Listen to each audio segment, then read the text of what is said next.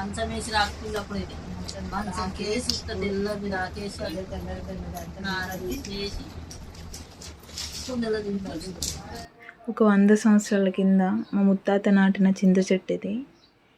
నాకు తెలిసి నా చిన్నప్పటి నుంచి ఇప్పటి వరకు మా ఇంట్లో ఇదే చెట్టు చింతపండుని యూజ్ చేస్తాం. చాలా పుల్లగా ఉంటుంది.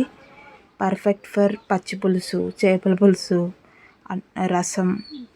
ఇప్పటికే అర్థమై ఉంటుంది మన ఫామ్లో కొత్తగా యాడ్ చేసే ప్రోడక్ట్ చింతపండు tamarind. With seeds and seedless 2 varieties available ఉంటాయి.